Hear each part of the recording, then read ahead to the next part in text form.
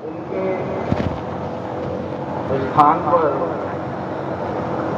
आचार्य चरण गोस्वामी श्री सर्वंत महाप्रभु, आचार्य चरण गोस्वामी श्री रूपलाल जी महाराज के मंगलमय प्रातः उत्सव का ये जो आयोजन है ये संपन्न हो रहा है।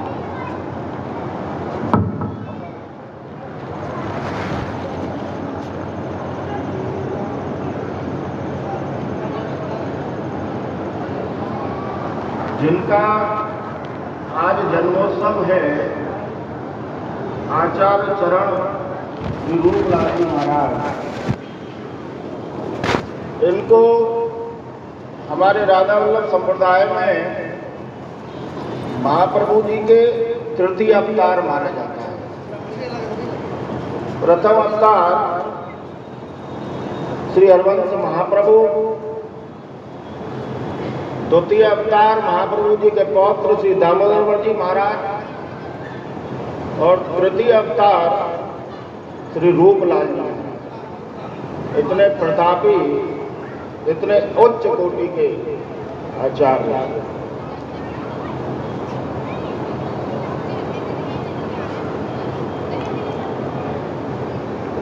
आपका जन्म श्री वृंदावन धाम में ही हुआ था। इनके पिता का नाम श्री हरलाल जी, इनकी माता का नाम कृष्ण कुमार जी। बचपन से ही कुछ ऐसा संस्कार डला हुआ कि जब आपकी 9 वर्ष की आयु थी उस समय अपने पिता हरलाल जी और अपने ज्येष्ठ भ्राता मुकुंद राय जी के संग में ये कामा पधारे श्री जी का दर्शन करने के लिए। उस समय राधा वल्लभ लाल कामवन में विराजते थे। तो हितलाल जी ने विचार किया कि चलो इनको कामा में राधा वल्लभ का दर्शन कराया जाए। तो हितलाल जी के 2 पुत्र थे, ज्येष्ठ पुत्र श्री कुंजलाल जी और छोटे पुत्र थे रूपलाल जी। तो दोनों पुत्रों के संग हितलाल जी कामवन पधारे।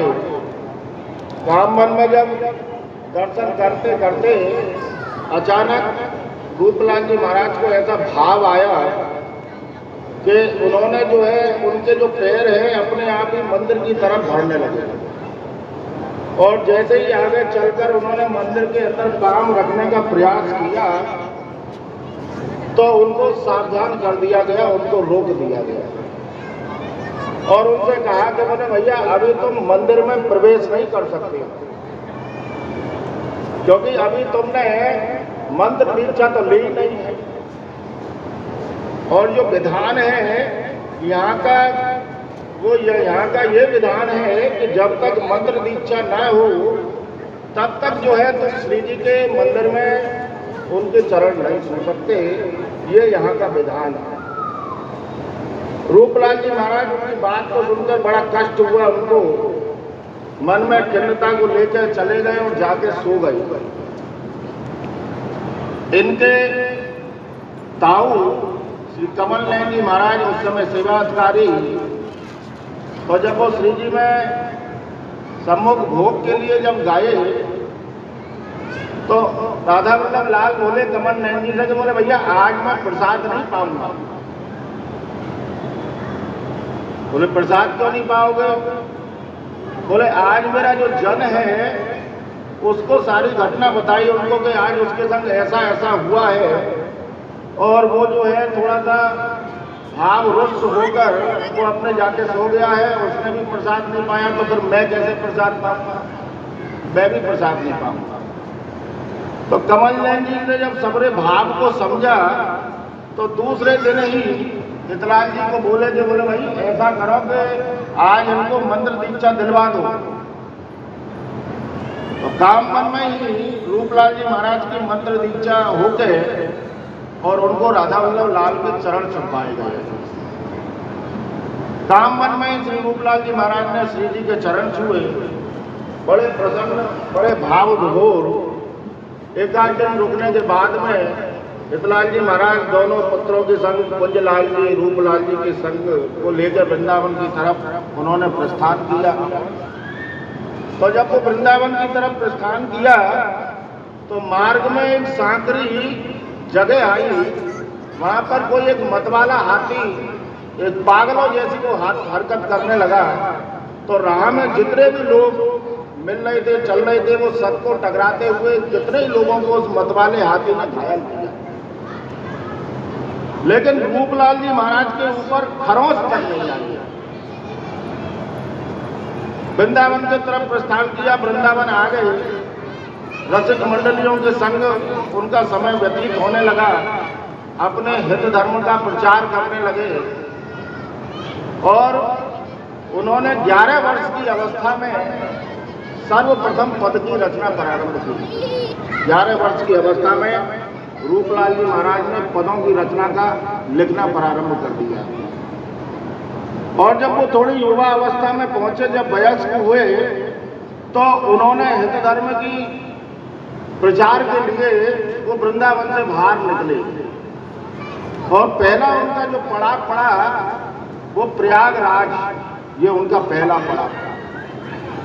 उनके बड़े प्रिय शिष्य श्री रामकृष्ण जी वो बड़े प्रिय शिष्य थे। तो उन्होंने विशेष आग्रह किया रूपलाल जी महाराज से कि बोले महाराज जी कुछ समय आप यहाँ विराजे और इन संसार के जीवों का कुछ कल्याण करें, कुछ इनका उद्धार करें। तो उन रामकृष्ण की बात को सुनकर, उनके विशेष आग्रह को सुनकर रूपलाल जी महाराज प्रयागराज में 8 महीने विराजे। 8 महीने 8 महीने विराजने के बाद में अपने धर्म का प्रचार प्रसार करने के बाद में वो वृंदावन की ओर पधारे। वृंदावन आए तो वृंदावन में आके बरसाने उन्होंने प्रस्थान किया। तो जब बरसाने प्रस्थान किया तो साक्षात प्रिया जी ने रूपलाल जी महाराज को दर्शन दिया, उनके ऊपर कृपा हुई। चित्त जो है वो आनंद में भावोभोर हो चुका था। रसकों का संग मिलने लगा, धर्म का प्रचार होने लगा। धीरे धीरे धीरे धीरे स्थिति वृंदावन में कभी बरसाने कभी वृंदावन। कुछ समय के बाद में उन्होंने कहा बोले अब फिर हमको वापस निकलना चाहिए। तो फिर वापस वो प्रयागराज पहुंचे। प्रयागराज की यात्रा से ही अगला पड़ाव उनका पटना।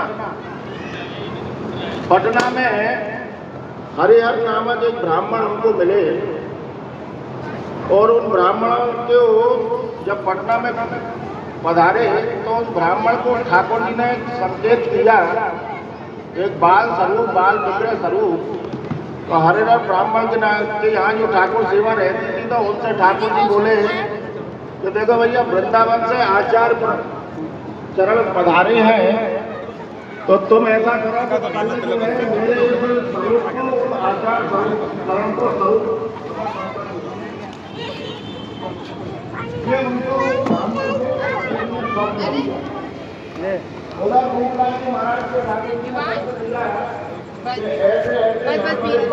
इसको पी ले पहले। हाँ हाँ मैं पिलाती हूँ बेटा, ले लगा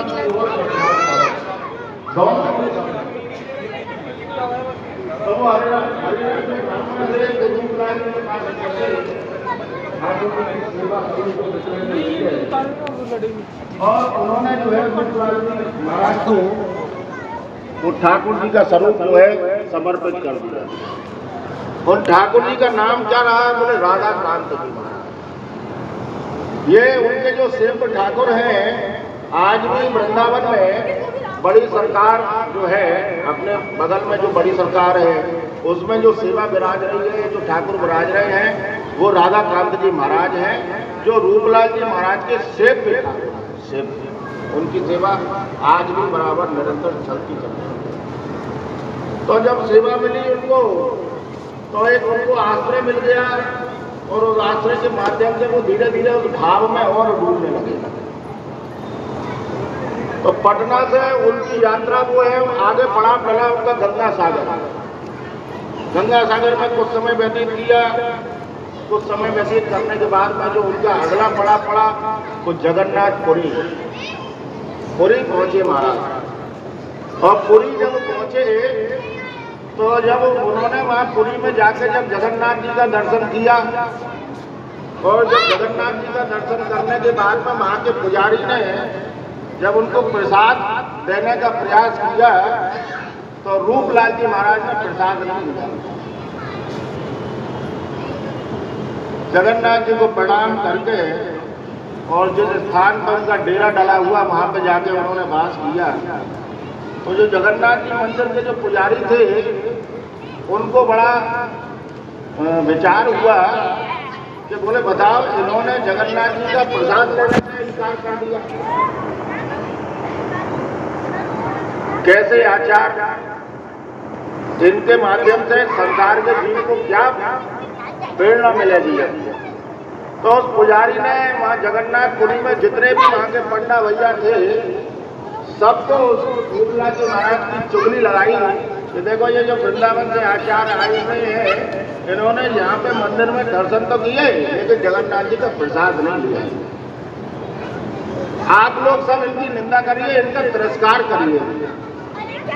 तो जो पंडा समाज जो वहाँ के थे उन्होंने जो है वो रूपलाल जी के विषय में बड़ी बड़ी आलोचना बड़े बड़े शब्द उनको कहने लगे। लेकिन रूपलाल जी महाराज तो अपने भाव में डूबे हुए, उनको इस सब वस्तु से इस बात से कोई लेना देना नहीं। जब रात्रि में पुजारी जो है भोग लगाने के लिए जब जगन्नाथ जी में गया तो जगन्नाथ जी ने पुजारी जी से कहा बोले भाई आज मैं प्रसाद ग्रहण नहीं करूँ। क्यों? बोले आज तुमने एक ठाकुर के जन का बहिष्कार किया है। उन्होंने कहा बोले महाराज जी वो दर्शन करने आए, मैंने आपका उनको प्रसाद दिया लेकिन उन्होंने तो आपका प्रसाद लेने से इनकार कर दिया। बताओ आपका प्रसाद नहीं दिया।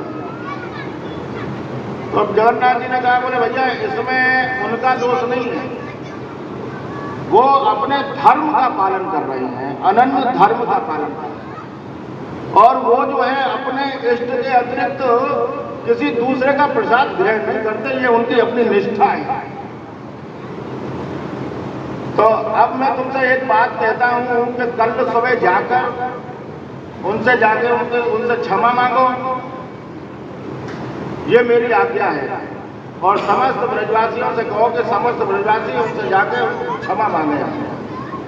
पुजारी जी ने जब उनकी बात सुनी जगन्नाथ जी की आज्ञा तो दूसरे दिन जो जगन्नाथ जी के जो पुजारी थे समस्त पंडाओं समाज के संग जो है जहाँ रूपलाल जी महाराज विराज रहे वहाँ पर जाके उनसे प्रणाम किया, उनसे क्षमा याचना करी। रूपलाल जी महाराज ने सबको जो है आशीर्वाद दिया, सबका मंगलमय हो ये वचन कहते वो अपने अपने चले गए। वो अपनी सेवा में भाव में ली और धीरे धीरे जब समय व्यतीत होने लगा ये उनकी अनन्य निष्ठा थी, प्रसाद नहीं। हम बेर बेर कहते हैं कि हमारे यहाँ भक्तमाल में नाभाजी ने जो महाप्रभु जी के स्वरूप का दर्शन कराया छप्पे में, उसमें छप्पे में महाप्रभु जी के स्वरूप का दर्शन में उन्होंने बताया कि बोले भाई इनका क्या स्वरूप है, महाप्रभु जी की दृष्टि में प्रसाद का क्या स्वरूप है। तो नाभाजी ने दर्शन कराया, बोले सर्वस्व महाप्रसाद कहाँ व्रत सर्वस्व महाप्रसाद। अगर हमको राधा वल्लभ ना मिले तो अगर हम वृंदावन जाएं, पट बंद हो जाए, श्री जी का दर्शन ना मिले तो इसमें मन में पश्चाताप नहीं करना चाहिए।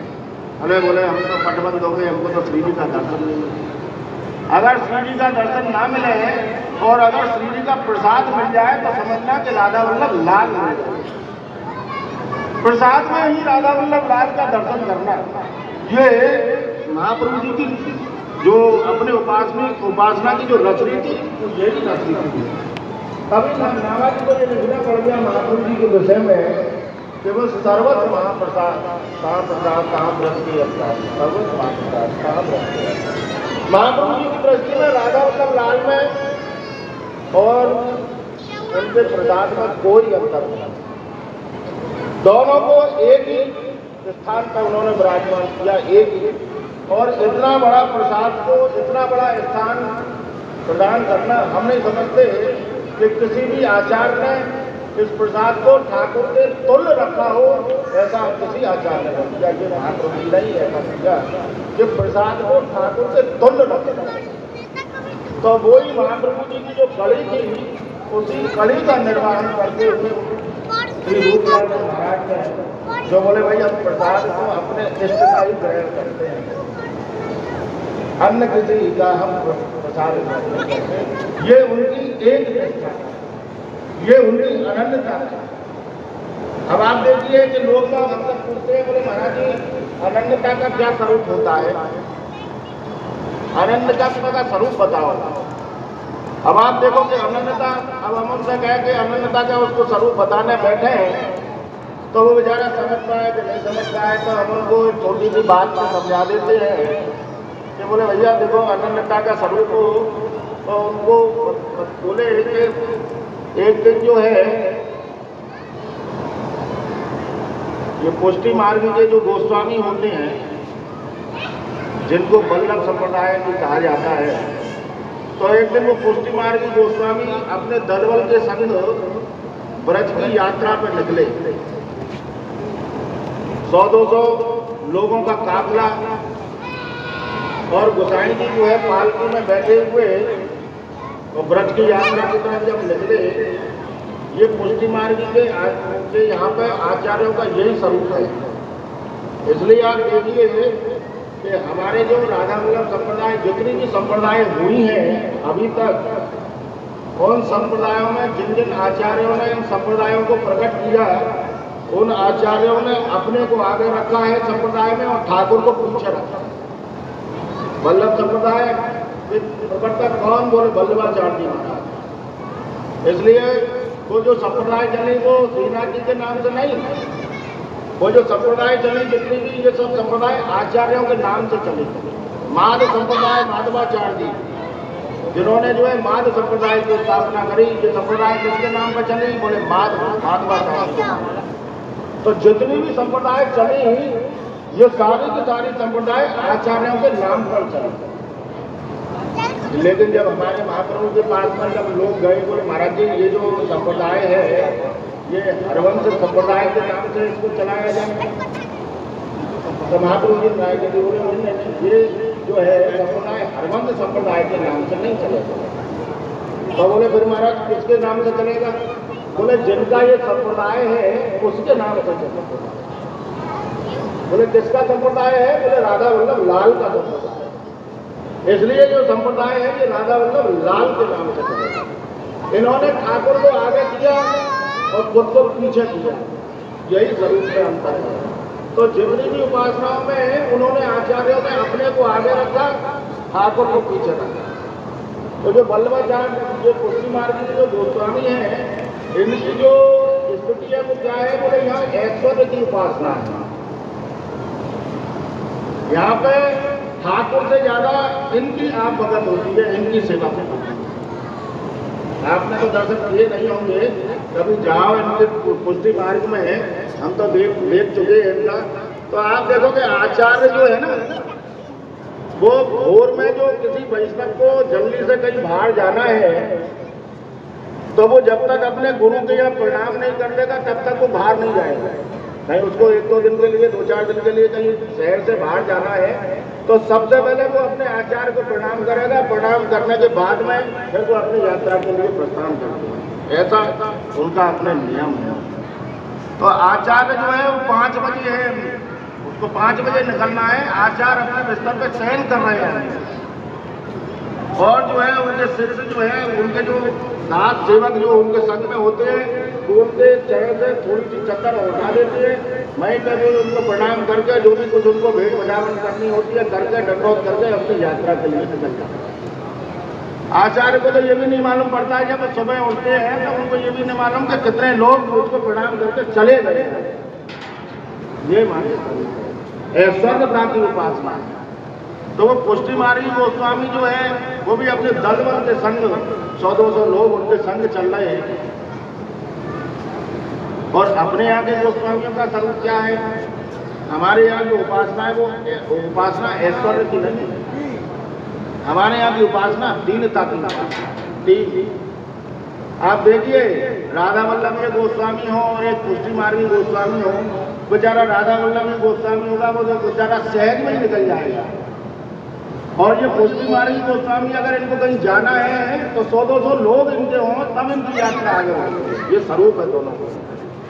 तब अपनी पालकी में बैठे हुए जा रहे हैं तो उन्होंने देखा कि मार्ग में रास्ते में एक वृद्ध पुरुष अपने सिर में लकड़ी का एक गट्ठर डाले हुए मैंने की धोती मैला का कुर्ता पहने हुए चला आ रहा है। तो जब वो पास में आया तो उन्होंने अपनी पालकी को रोक के उससे पूछा, जो सामने बर्तन लेके आ रहा था, भैया आप कौन हो? तो उसने अपने गट्ठर को सिर से नीचे रखते बोले आप बताओ महाराज आप कौन हो? उन्होंने कहा बोले हम जो है पुष्टि मार्गी गोस्वामी। अब आप अपना परिचय दीजिए कि आप कौन? उन्होंने कहा बोले मैं भैया बरसानिया गोस्वामी। दोनों देखिए दोनों काम करना है, एक बरसानिया गोस्वामी है, एक जो है वल्लभ गोस्वामी है। बरसानिया गोस्वामी कहते थे क्या है, देख लीजिए आप मैली गुजड़ी धोती मैला गुजड़ा होता लकड़ी का गट्ठर माथे पे और वो पालकी में राजा धराज की तरह उनकी सवारी चल रही है, ये दोनों का मिलन होगा। तो पुष्टि मार्गी गोस्वामी ने उनसे पूछा तो बोले आप जो है बरसानिया गोसाई कैसे हैं? उन्होंने कहा बोले आप बताइए कि आप वल्लभ गोसाई कैसे? तो उन्होंने अपना पर्चा दिया कि बोले हम वल्लभ गोसाई ऐसे कि हम अनन्य गोस्वामी हैं। अब आप बताइए कि आप जो है बरसानिया गोसाई कैसे? उन्होंने कहा बोले हम बरसानिया गोसाई ऐसे कि हम अनन्य गोस्वामी हैं। अब अनन्य का तो नाम सुना है लोगों ने, लेकिन ये अनन्य शब्द जो है पहली बार उन्होंने सुना। थोड़ा सा उनका बोले भाई अनन्य तो सुना लेकिन ये अनन्य शब्द क्या है? तो उन्होंने कहा बोले आप अनन्य गोस्वामी कैसे? तो वल्लभ गोसाई बोले कि बोले हम अनन्य गोस्वामी ऐसे हैं कि सिवाय श्री कृष्ण के जितने भी स्वरूप विराजमान हैं हम किसी को नहीं मानते, हम अनन्य गोस्वामी ऐसे। बोले अब आप बताइए कि आप अनन्य गोस्वामी कैसे? और बरसानिया गोसाई बोले कि बोले हम अनन्य गोस्वामी ऐसे कि तुमको ये तो मालूम है कि कृष्ण के अतिरिक्त और भी हैं विराजमान, लेकिन हम तो ये भी नहीं जानते कि कृष्ण के अतिरिक्त भी कोई और है, हम अनन्य गोस्वामी ऐसे। ये अनन्यता का स्वरूप, अपने इष्ट के अतिरिक्त जो भी है वो सब अन्य है, ये अनन्यता। तो उन्होंने अपनी अनन्यता की जो टेक थी रूपलाल जी महाराज की, वो उस टेक को उन्होंने पूरी की पूरी निभाई। कुछ समय के बाद में जो है जब धीरे धीरे समय निकलता गया, 4 वर्ष बीत गए, महाराज जी को वृंदावन से भारी यात्रा में निकल रहे। तो इनके पिता जो थे हरलाल जी, उन्होंने उनको बड़ा वियोग हुआ, बोले बहुत समय निकल गया, रूपलाल अभी बाहर है। तो उन्होंने अपने 2 शिष्यों के संग एक पत्री जो है रूपलाल जी के पास में पहुंचाई। उस पत्री में उन्होंने लिखा, बोले बहुत दिन हो गए हैं, अब जो है रहा नहीं जा रहा है, तुम हमारे नेत्र के तारे हो, तो इसलिए मैं तुमसे यही कहूँगा कि पत्र को देखकर तुम वेग चले आओ, तुम जल्दी चले आओ।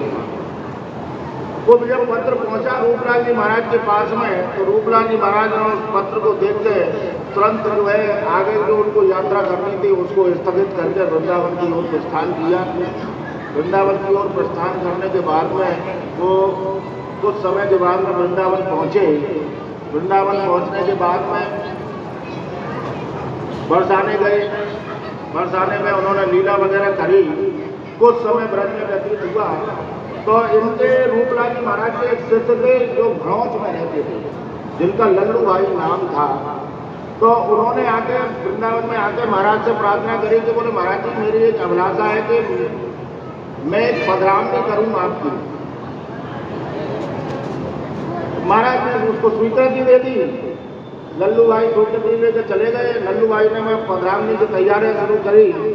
रूपलाल जी महाराज भड़ौच पधारे और जिस दिन शोभा यात्रा निकल रही थी, महाराज जी जो है बग्गी में बैठे हुए रसिक मंडलियां कीर्तन करते हुए चल रही थी और लल्लू भाई ने उस समय आज से 300 वर्ष पहले जो घोषणा करी थी कि मेरे गुरुदेव जब मेरे घर में पधारेंगे तो मैं अपने गुरुदेव को 1.25 लाख रुपए की भेंट करूंगा।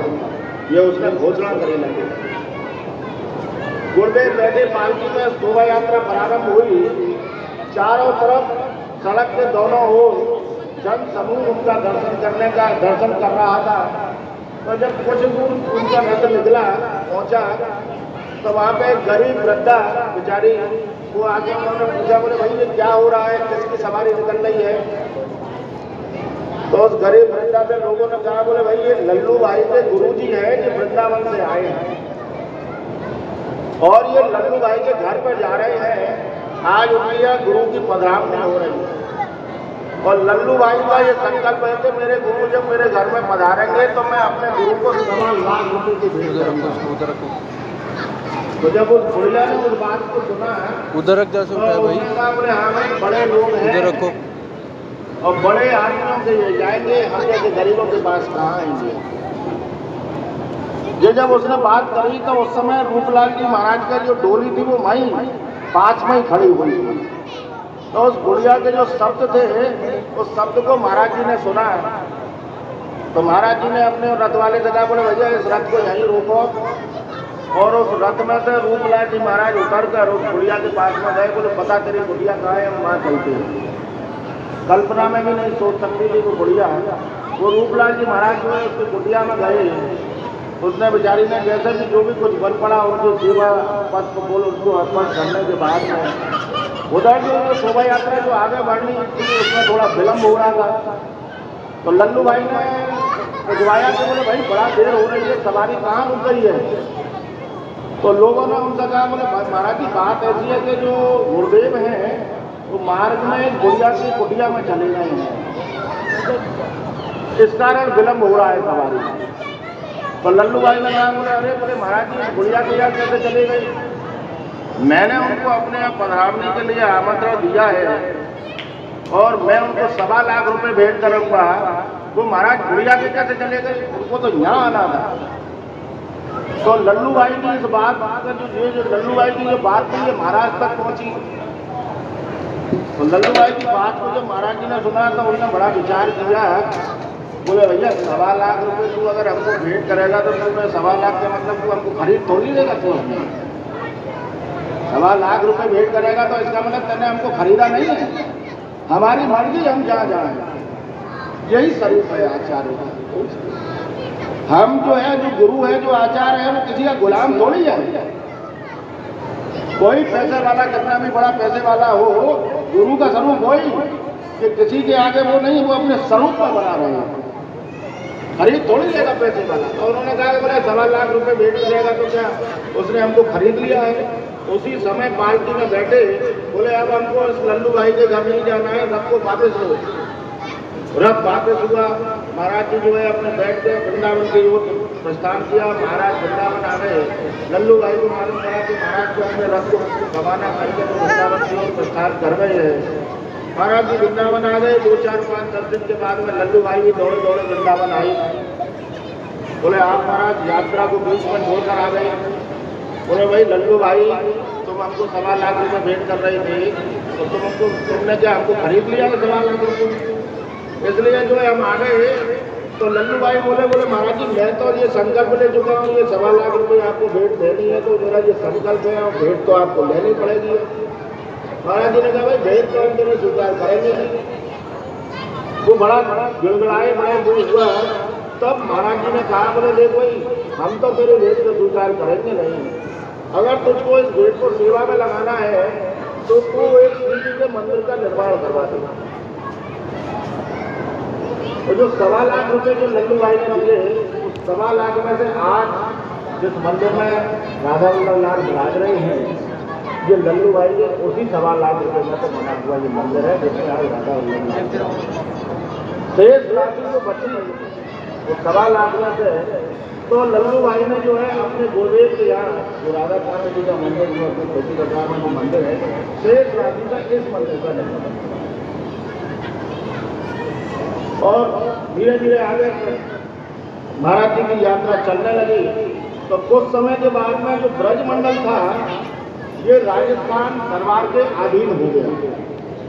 यहाँ जो सत्ता चलती थी वो राजस्थान का जो हुक्म चलता था वो ब्रजमंडल के अंदर आता था, इसलिए ब्रजमंडल में वो पारित था। तो जयपुर का जो राजा जयसिंह हुआ उसने एक आदेश निकाला कि समस्त ब्रजमंडल में जितने भी मंदिर हैं सब मंदिरों में वैदिक रीति रिवाज से पूजा अर्चना होनी चाहिए। लेकिन सब लोग जो है वैदिक रीति रिवाज से पूजा अर्चना करने लगे, लेकिन भूपलाल जो अपने अनंत धर्म में टिके हुए थे उन्होंने जो है उस वैदिक रीति परंपरा को स्वीकार नहीं किया। उन्होंने कहा बोले हम तो अपनी पद्धति से ही ठाकुर जी की सेवा पूजा करेंगे। लोगों ने विचार किया, उनसे कहा बोले भाई ये तो राजा की आज्ञा है, आप राजा की आज्ञा का उल्लंघन कर रहे हो तो ये तो बड़ा गलत काम हो जाएगा। बोले भाई राजा की आज्ञा है लेकिन हम तो अपने धर्म को निभाएंगे। तो बोले फिर तो वो आपको इस वृंदावन में रहने भी नहीं देगा वो राजा। तो बोले अपने धर्म के लिए अगर हमको वृंदावन छोड़ना पड़े तो वो मंजूर है, लेकिन अपने धर्म को नहीं छोड़ेंगे।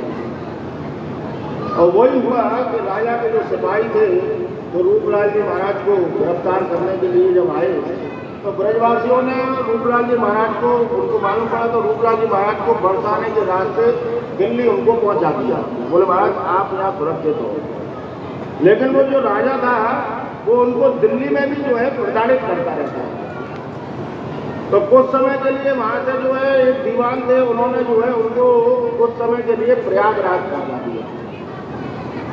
महाराज जी प्रयागराज में रहने लगे। प्रयागराज से फिर वो वापस दिल्ली आ गए। सारा परिवार, इनकी माता जी, इनके बड़े भाई, ये सब लोग दिल्ली वास कर रहे थे। धीरे धीरे समय व्यतीत हुआ। इनकी जो माता थी कृष्ण कुमारी, वो जो है शरीर अस्वस्थ होने लगा तो उनकी माता ने कहा अपने बड़े पुत्र ज्येष्ठ पुत्र मुकुंद लाल जी से, तो लगता है शायद हमको अब ब्रज रज नहीं मिल पाएगा। इतना हमारा समय कि हम वृंदावन से दूर हैं और हमको ब्रजरज भी नहीं उपलब्ध हो पाएगी। तो उनकी उस वेदना को मुकुंद लाल ने जाना तो उन्होंने रूपलाल जी के पास में आके कहा, बोले देखो तुम्हारा जो हट धर्म है, इस हट धर्म के कारण आज सारा परिवार वृंदावन से दूर पड़ा हुआ है। माता जी की ये स्थिति हो रही है कि अब उनको शायद ब्रजरज मिल पाए तो नहीं पाए, उनकी यही अभिलाषा है कि मुझको जैसे न जैसे ब्रजरज मिले, लेकिन तुम्हारे हट के कारण हम सब वृंदावन से दूर हो गए। रूपलाल जी महाराज ने जब उनके भाई का ये बात सुनी तो उनको बड़ा वो हुआ। तो अपने ठाकुर जी के कक्ष में जाके उन्होंने ठाकुर जी से प्रार्थना करी कि ऐसी ऐसी परिस्थिति स्थिति आनी पड़ी है, अब आप इसका निवारण करो। तो ठाकुर जी ने इनको बल दे दिया, और बल दिया तो वो बाहर निकल के कुटिया में से आए और उनसे बोले चलो भाई वृंदावन के लिए प्रस्थान करो। तो अपनी माता को और भाई के संग जो है वृंदावन के लिए प्रस्थान किया। माता जी की स्थिति के अब प्राण छूटे थे, अब प्राण छूटे। थोड़ी थोड़ी जब आगे यात्रा बढ़ती तो उनकी माता पूछती थी भाई वृंदावन आ गया? लोग बात कहते अभी नहीं, थोड़ी दूर में आने वाला है। फिर थोड़ी दूर चलते बोले ब्रज की सीमा आ गई क्या? बोले बस आने वाली है। ऐसा करते करते करते उनको लाते रहे। तो होडल से आगे है एक बाटी गांव जहाँ से ब्रज की सीमा प्रारंभ होती है। तो बाटी गांव जब आए तो वहाँ पे उनको लगा कि भाई अब हम ब्रज में आ गए। ब्रज में आने के बाद में जो है उनकी माता ने कहा कि बोले भाई ब्रज आ गया? बोले हाँ आ गया। तो ब्रज को सुनते, नाम सुनते ही जो है उनकी जो माता थी उनके अंदर एक अलग सी एक स्फूर्ति उत्पन्न हो गई शरीर में, एक तेज आ गया। बोला चला भाई ब्रज आ गया। थोड़ी दूर आगे चली यात्रा जब होडल पे आई तो होडल पे रूपलाल जी महाराज के पुत्र जो हुए किशोरी लाल जी महाराज, इनका जन्म होडल सीमा में हुआ। होडल सीमा में आपसे जो है किशोरी लाल जी का प्राकट हुआ। इनकी माता ने जब सुना तो उन्होंने जो है बधाई करवाई, खूब हर्षोल्लास से उनका जन्मोत्सव मनाया। और जन्मोत्सव मनाने के बाद में फिर उनका जो स्वास्थ्य थोड़ा सा अस्वस्थ हुआ तो उन्होंने कहा बोले भाई अब तो दिल्ली से मुझको वृंदावन से चलो। तो आगे जैसे बढ़ने लगे, बोले अब वृंदावन आया क्या? बोले अभी नहीं आया। तो किसी पंडित ने कह दिया, बोले माई जी वृंदावन आ गया। बोले अच्छा वृंदावन आ गया। तो जैसे ही नाम सुना कि वृंदावन आया, वहीं उनका जो है धर्म उनके मुँह में रस लेके उनकी यात्रा को वृंदावन के लिए लेके आए गए। तो रामताल पे जब महाराज जी पहुंचे तो उन्होंने समस्त ब्रजवासियों को सूचना करी कि भाई हम आ रहे हैं, हमारे माता जी का निकुंज वास हो गया। तो समस्त ब्रजवासी उनको लेके आए और लेकर जो है बंसी भीड़ सभी नामक जो स्थान है वहाँ पर जो उनकी माता का संस्कार किया। अपने संस्कार के बाद में शरीर में श्रम तो पड़ ही रहा था और श्रम पड़ा तो थोड़ा सा शरीर में तो बोले कुछ आराम कर ले। तो इनके जो शिष्य थे चाचा वृंदावन दास जी, तो रूपलाल जी महाराज जो है वो इनके चरण दाब रहे थे और चाचा जी इनके चरण दाब रहे थे और रूपलाल जी महाराज अपने नेक्स्ट स्टैंड में थे। तो बेचारे कुछ ही समय अपने ने थोड़ा सा आराम कर पाए। इतनी देर में उनको समाचार मिला कि भाई राजा जयसिंह के आदमी आ रहे हैं, आपको गिरफ्तार करेंगे। बेचारे तुरंत सब काम को छोड़ के उन्होंने कहा भाई इनको सुरक्षित स्थान पर पहुंचाओ। उनको फिर बरसाने पहुंचाया गया। बरसाने में एक हवेली है, वहाँ पर इनको रुकाया गया। राम कटारे जिन्होंने रूपलाल जी महाराज को 350 बीघा जमीन बरसाने में प्रदान किया। बरसाने में जो भानुकर स्थान है, भानुकर जो स्थान है उसके सामने आज भी रूपलाल जी महाराज की बैठक है। जो धर्मी लोग जानते हैं, सभी जानते हैं, तो उसका हम जाके दर्शन करते हैं, उनको प्रणाम करते हैं। तो वहाँ पर जो उनको रुके वो हवेली में, तो राजा के सिपाहियों ने उनको वहाँ पे घेर दिया चारों तरफ से कि बोले आज तो उनको पकड़ के लेके जाएंगे। तो जो वहाँ के जो ब्रजवासी थे वो ब्रजवासी ने प्रार्थना करी, बोले प्रभु इनकी अब रक्षा करो। तो घनघोर वर्षा हुई और वर्षों में जो वर्षा के कारण जो लोग खेतों में लगे हुए थे वो सब अपने खेत में काम काज छोड़ के घर को जब लौटे तो उनके स्कूलों ने कहा कि गुरुदेव की जो है प्राण रक्षा में है, इनकी रक्षा करो। सब मिल गए और सारा का सारा ग्राम भ्रमण पड़ा और जो राजा के जो सिपाही उनको जो गिरफ्तार करने आए उनको उन्होंने खदेड़ दिया और वो सिपाही चले गए। जब वो चले गए तो रूपलाल जी महाराज को वापस उन्होंने दिल्ली पहुँचा दिया। जब वो दिल्ली में रहने लगे कुछ समय के बाद में नादिर शाह नाम का एक बादशाह हुआ जिन्होंने दिल्ली पे आक्रमण किया और कुछ समय के बाद में जो है दिल्ली पे आक्रमण करके दिल्ली को लूट के वो वापस चला गया। तो जिस समय तक वो रहा तो पूरे जो खाने थे वो सब समाप्त हो चुके थे। तो जब वो वापस गया तो दोबारा से राष्ट्रीय थाने स्थापित किए गए और रूपलाल जी महाराज पंजाब में बात कर रहे थे। जब दोबारा थाने स्थापित किए तो राजा जयसिंह को फिर मालूम पड़ा तो रूपलाल जी महाराज का पंजाब में बात कर रहे हैं और वो आनंद कर रहे हैं। तो राजा के बाद क्रोध आया, फिर उसने तुरंत अपने सिपाही भेजे पकड़ने के लिए। तो उनको जो है फिर उनको लोगों ने जो है सुरक्षित स्थान पर निकाल दिया। कुछ समय के बाद में जब वो दिल्ली में थे तब ये समाचार मिला, संवत 18वीं शताब्दी में ये समाचार मिला कि जो जयपुर के राजा थे उनकी मृत्यु हो गई है। तो लोग बाग समाचार देने के लिए गए, बोले महाराज आपका जो शत्रु था जिसके कारण आपको इतना समय जो है वृंदावन से बाहर रहना पड़ा उसकी तो मृत्यु हो गई, अब तो प्रसन्नता की समाचार है। तो महाराज जी ने जब उस राजा की मृत्यु का समाचार सुना तो महाराज प्रसन्न नहीं हुए। बोले भाई बड़ा दुख हुआ जो बेचारे राजा की मृत्यु हो गई। लोगों ने कहा बोले महाराज आपको उसने इतना कष्ट दिया और आप जो है उसके लिए दुखी हो रहे हैं।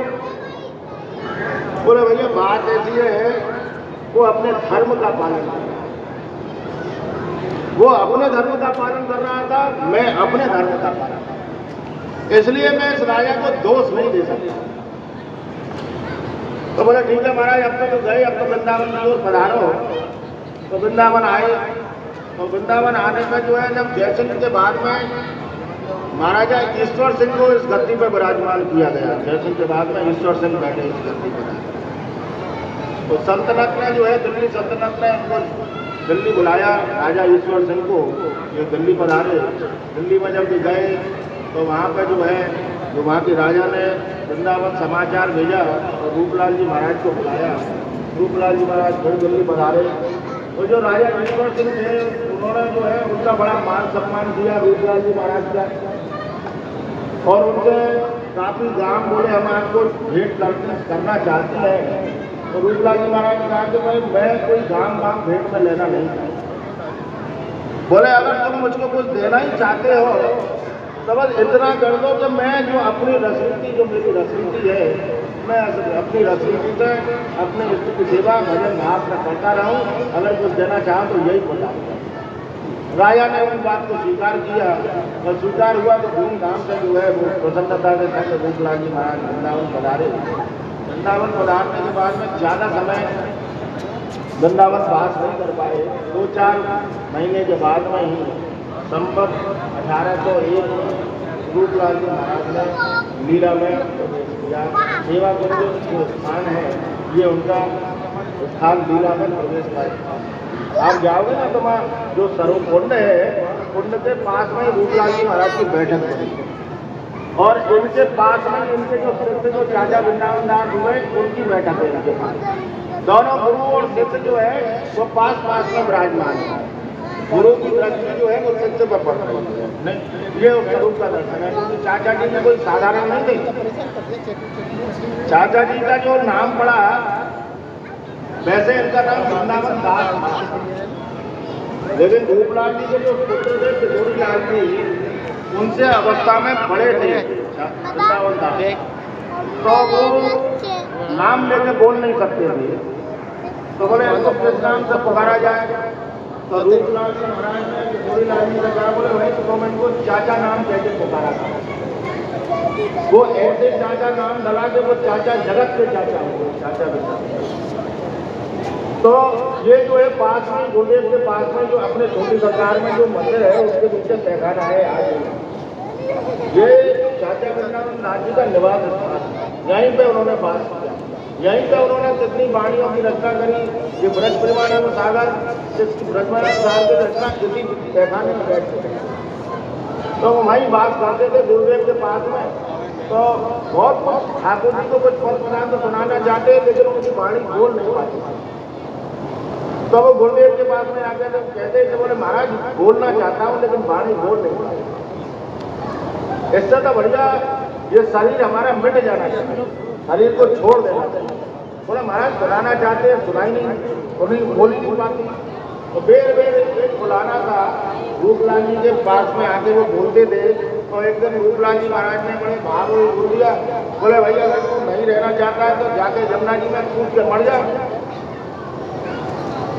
उन्होंने समझा कि तो गुरु आज्ञा हो गई, जमुना जी में जाके कूद के मर जाएंगे तो गुरु की आज्ञा हो गई। चाचा जी तुरंत गए और जमुना जी में जाके उन्होंने छलांग लगाई।